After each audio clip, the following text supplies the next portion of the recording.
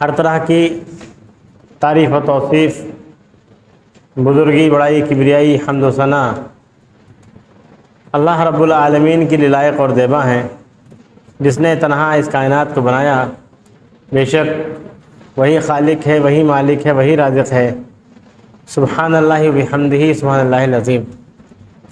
بے شمار درود و سلام نازل ہوں تمام انبیاء اکرام پر، بالخصوص ہمارے آخری و نبی و رسول محمد رسول اللہ صلی اللہ علیہ وسلم پر، جن کے ذریعے اللہ رب العالمین نے اس دین کو مکمل کیا اور ہماری ہدایت اور رہنمائی فرمائی۔ اللہم صلی علی محمد وعلی آل محمد کما صلیت علی ابراہیم وعلی آل ابراہیم انک حمید مجید۔ اللہم بارک علی محمد وعلی آل محمد کما بارکت علی ابراہیم وعلی آل ابراہیم انک حمید مجید۔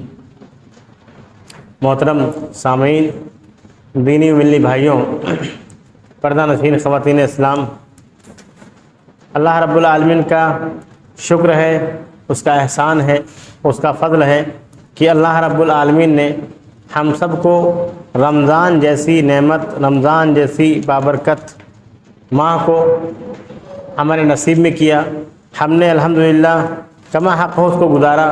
اللہ رب العالمین ہماری تمام نیکیوں کو، تمام اعمال صالحہ کو، ہماری نمازوں کو، ہمارے روزوں کو، ہمارے صدقہ خیرات کو، ہمارے قیام لیل کو، ہمارے راتوں کو جاگنے کو، شب قدر کو اللہ رب العالمین قبول کرے، آمین۔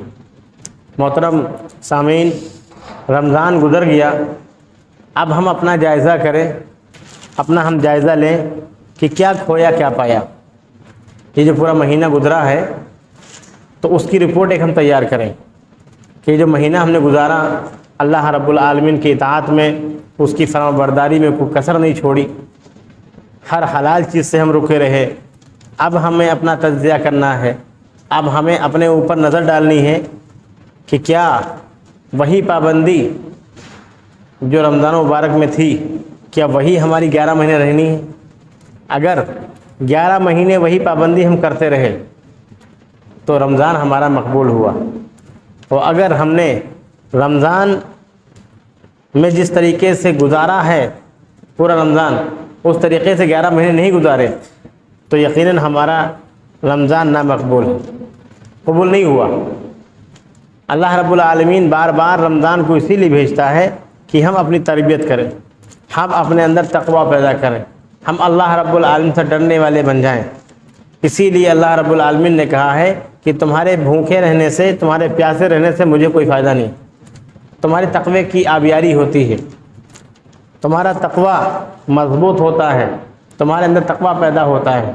اسی لیے نبی صلی اللہ علیہ وسلم نے کہا من لم یدع قول الزور والعمل به فلیس للہ حاجہ ان یدع طعامہ و شرابہ، جو جھوٹ بولنا اور بیہودہ بات نہ چھوڑے تو اللہ کو کوئی حاجت نہیں کہ وہ بھوکا و پیاسا رہے۔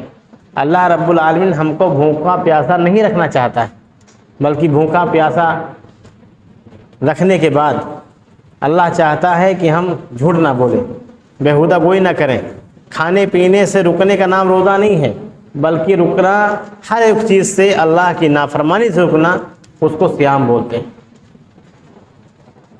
اب ہم اپنی رپورٹ تیار کریں کہ اب ہمیں کیا کرنا ہے، 11 مہینے ہم کو کیسے گزارنا ہے۔ میں نے جو قرآن مجید کی آیت پڑھی ہے اس میں اللہ رب العالمین نے صاف کہا ہے وَاعْبُدْ رَبُّكَ حَتَّى يَأْتِيَكَ الْيَقِينُ، اپنے رب کی عبادت کب تک کرنی ہے، اللہ رب العالمین کی اطاعت کب تک، اللہ رب العالمین کی عبادت کب تک؟ صرف رمضان تک، صرف 30 دنوں تک؟ وَاعْبُدْ رَبَّكَ، اپنے رب کی عبادت کرتا رہے حَتَّى يَأْتِيَكَ الْيَقِينُ، جب تک کہ تمہیں یقین نہ جائے، یقین موت نہ جائے۔ ہم کو مرتے دم تک مسلمان رہنا ہے اور مرتے دم تک اللہ رب العالمین کی عبادت کرنا ہے۔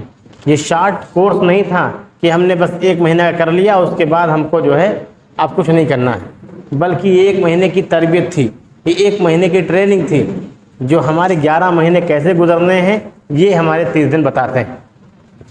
کتنی محنت کی، کتنی مشقت کی، ہم نے راتوں کو نیندیں اپنی چھوڑی، کتنی بھی نیند آئی لیکن ہم نے جگنے کی کوشش کی، تلاوت کی، اذکار پڑھے، دعائیں کی، شب قدر میں جاگے، دروس میں بیٹھے، دروس دیے، دروس سنے، کتنی محنت کی۔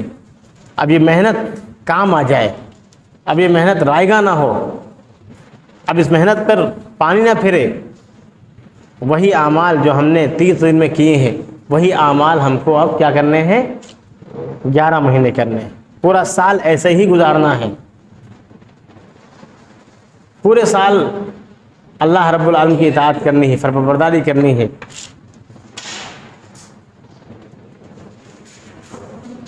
رمضان مبارک کا جو پہلا مقصد تھا وہ تھا تقوی حاصل کرنا۔ ہمیں تقوی ملا یا نہیں ملا ہمیں چیک کرنا ہوگا، ہم پرہیزگار ہوئے یا نہیں ہوئے، ہم اللہ سے ڈرنے لگے یا نہیں لگے، ابھی بھی ویسے ہی ہیں جیسے رمضان سے پہلے تھے، وہ رفتار بے ڈھنگی جو پہلے تھی وہ اب بھی ہے، تو رمضان کے آنے اور نہ آنے سے ہماری زندگی میں کوئی فرق نہیں پڑنے والا۔ لیکن ہاں اگر ہم نے اس رمضان میں اہتمام کیا ہے، عبادات کی ہیں، مخلص ہو کر کے اللہ رب العالمین کی اطاعت کی ہے، تمام چیزیں ہم نے برتی ہیں، تو اس کا اثر ہماری زندگی میں آگے نظر آئے گا۔ ہم تربیت پا چکے ہیں، اب ہمارے اخلاق و کردار میں وہ تمام چیزیں نمایاں ہونی چاہیے جو نبی صلی اللہ علیہ وسلم نے بتائی ہیں، جو اللہ رب العالمین چاہتا ہے۔ ہم نے 1 مہینے کی ٹریننگ لے لی ہے، اب ہمیں یہ چاہیے کہ ہم پورا مہینہ، پورا سال، پوری زندگی اللہ رب العالمین کے بتائے ہوئے طریقے پر عمل کر کے گزاریں۔ تقوی ملا یا نہیں ملا ہم اپنے گریبان میں چیک کریں، ہم پرہیزگار ہوئے یا نہیں ہوئے، ہم اللہ سے ڈرنے والے ہوئے یا نہیں ہوئے۔ ہم نے پورے مہینے کی ٹریننگ کی، ہم نے کیا کھویا کیا پایا؟ ہم نے فرائض کی پابندی کی، نوافل کی پابندی کی، تکبیر تحریمہ نہیں چھوٹی، سنتوں کی پوری پابندی کی، نوافل کا رات میں اہتمام کیا۔ اب تمام نیکیوں کی طرف ہم رغبت کرنے والے بنے یا نہیں بنے؟ ہم نے رمضان مبارک میں افطار کرا اور کروایا، ہم نے رمضان مبارک میں افطار کٹ غربا میں مساکین میں تقسیم کی، وہ جذبہ جو رمضان مبارک میں تھا کیا 11 مہینے برقرار رہے گا کہ نہیں رہے گا؟ تمام نیکیوں کی طرف رغبت ہماری ہوئی یا نہیں ہوئی؟ ہم نے فرائض کی پابندی کی، تو اب کیا نوافل پہ ہمارا اہتمام رہے گا کہ نہیں رہے گا؟ چلیے نوافل بنا رہے لیکن فرائض پر اہتمام رہے گا کہ نہیں رہے گا؟ ہماری ایک بھی نماز نہیں چھوٹی، ہم نے پوری پابندی کے ساتھ نمازیں پڑھی، پورے روزے رکھے، کیا اب ہم نفلی روزے رکھیں گے؟ پیارے رسول محمد صلی اللہ علیہ وسلم کی سنت تو یہ تھی کہ پیارے رسول محمد صلی اللہ علیہ وسلم رمضان کے بعد بھی اور روزے رکھتے تھے، شوال کے 6 روزے، عرفہ کا روزہ، محرم کے 2 روزے، مہینے میں ایام 20 کے 3 روزے، اور ہر ہفتے جمعرات اور سوموار کے دن کا روزہ۔ پیارے رسول محمد صلی اللہ علیہ وسلم کی سنت یہ تھی کہ اتنے سارے روزے رکھتے تھے۔ کس لیے روزے رکھتے تھے؟ اس لیے نہیں کہ نبی صلی اللہ علیہ وسلم کے پاس کھانے کو نہیں تھا، اس لیے کیونکہ روزے کا مقصد تقویٰ ہے، پرہیزگاری ہے، زبان کا کنٹرول ہے، خواہشات کا کنٹرول ہے۔ حلال چیزوں سے جب ہم ہر ہفتے رکیں گے تو حرام چیزوں سے بھی رکنے والے بن جائیں گے۔ یہی وہ پریکٹس ہے، یہی وہ چیز ہے جس سے ہمارے تقوی کی آبیاری ہوتی ہے، ہمارا تقوی بڑھتا ہے، ہم اللہ رب العالمین کے قریب ہو جاتے ہیں، قریب سے قریب تر ہو جاتے چلے جاتے ہیں۔ نوافل کا اہتمام، نیکیوں کی رغبت ہماری ہوئی کہ نہیں ہوئی؟ ہم نے رمضان میں لوگوں کی مدد کی ہے، تو کیا رمضان کے بعد لوگوں کے پاس فراوانی آ گئی؟ کیا رمضان کے بعد وہ لوگ بھوکے نہیں رہیں گے؟ ہم رمضان کے بعد بھی ان کی مدد کرنے والے بنے، غربا مساکین کا ہم نے خیال رکھا، رمضان کے بعد بھی ہم غربا مساکین کی خبرگیری کریں، جو ہمارے محلے میں، ہمارے قریب میں، ہماری رشتہ داری میں اگر کوئی غریب ہے، یتیم ہے یا بیوہ ہے تو اس کے گھر میں ہم راشن وغیرہ پہنچائیں۔ گناہوں سے دور ہوئے ہم رمضان بھر، کیا آپ گناہوں میں ملوث ہو جائیں گے؟ بہت سارے احباب ایسے بھی ہیں جو پورا مہینہ رمضان کے روزے رکھے اور کل ہی عید کا دن تھا اور گئے سنیما ہال میں بیٹھ کر کے 4 گھنٹے گزار کر کے آئے، تو کیا ان کے رمضان نے ان کو کچھ فائدہ دیا؟ وہ تو بھوکے پیاسے کی طرح تڑپتے رہے، کچھ حاصل نہیں ہوا ان کا۔ کیوں؟ کیونکہ جو مقصد تھا رمضان کا وہ پورا ہی نہیں ہوا، وہ ہم نے اس کا فائدہ ہی نہیں اٹھایا، جو چاہیے اللہ رب العالمین کو وہ ہم نے دیا ہی نہیں۔ اللہ رب العالمین بھوکا پیاسا نہیں رکھنا چاہتا ہے، بلکہ اللہ رب العالمین ہماری تربیت کرنا چاہتا ہے۔ خواہشات پر کنٹرول ہوا کہ نہیں ہوا؟ ابھی تک تو ہم حلال سے رکتے چلے آئے، کھانا حلال تھا، پانی حلال تھا، جمع حلال تھا، اپنی بیوی کے ساتھ رہنا حلال تھا، لیکن ہم رمضان مبارک کے مہینے میں رکے رہے، اپنے آپ کو کنٹرول کیا، اپنے آپ کو قابو میں رکھا۔ کیا اب ہم رمضان کے بعد حرام کھانے سے، حرام پینے سے یا حرام کاری سے بچیں گے؟ یہ اصل مقصد ہے رمضان مبارک کا۔ ہم نے زبان کا اچھا استعمال کیا، ہم نے بیجا استعمال نہیں کیا، ہم نے کسی کو گالی نہیں دی، ہم نے غیبت نہیں کی۔ گناہ عام دنوں میں جو عام گناہ معلوم ہوتے ہیں، رمضان میں پتہ چلتا کتنا بڑا گناہ ہے۔ ہم غیبت کو غیبت نہیں سمجھتے، ہم چغلی کو چغلی نہیں سمجھتے، ہم پیٹھ پیچھے برائی کو کچھ سمجھتے ہی نہیں ہیں، لیکن رمضان المبارک میں بڑا احتیاط کرتے ہیں۔ ایسا نہ ہو جو ہمارا یہ روزہ ہے، ہماری جو نیکیاں ہیں تو برباد ہو جائیں۔ تو رمضان کے بعد بھی ہم نے کیا کریں گے، اور رمضان کے بعد بھی اگر ہم بیہودہ گوئی کریں گے، چغلخوری کریں گے، غیبت کریں گے، حسد رکھیں گے، کینہ رکھیں گے، ہماری زبان سے کوئی سیف نہیں رہے گا، تو ہمارے اعمال تمام ضائع ہو جائیں گے، رمضان کے بھی اور غیر رمضان کے بھی۔ ہم نے زبان کو کنٹرول میں رکھا ہے، تو اب ہم 11 مہینے زبان میں کنٹرول رکھیں گے۔ وہ مومن ہی نہیں جس کی زبان سے اور جس کے ہاتھ سے دوسرا مسلمان محفوظ نہ ہو، وہ مومن ہے ہی نہیں۔ مسلمان تو مسلمان کا خیر خواہ ہوتا ہے، مسلمان کی ہمیشہ تعریف کرتا ہے۔ اگر اس کے اندر کوئی برائی ہے، کوئی کمی ہے، تو خاموشی سے اکیلے میں جا کر کے اس کی اصلاح کرتا ہے، اس کی اچھی نیت کے ساتھ، اس کی عزت کو تماشا نہیں بناتا ہے۔ کیا رسول اللہ صلی اللہ علیہ وسلم نے کہا ہے کہ اتنا محترم ایک کعبہ ہے، اس سے بھی زیادہ کہیں محترم ایک مسلمان کی عزت ہے۔ تم نے اگر کسی مسلمان کی عزت اتاری تو ایسا معلوم پڑے گا تم نے خانہ کعبہ کی عزت اتار دی۔ اتنا محترم ہے مسلمان۔ اس طریقے سے نبی صلی اللہ علیہ وسلم نے ہماری تربیت کی۔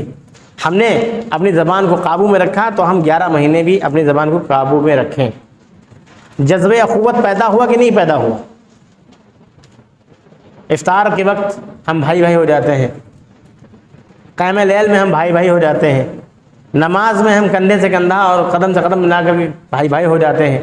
یہ تمام جو پورا مہینہ ہم نے کیا ہے، ایک تربیت حاصل کی ہے اخوت کی، بھائی چارگی کی، برادری کی، ایک قوم کی، ایک ملت کی، کہ ہم ایک ہیں، ہم سب ایک ہیں۔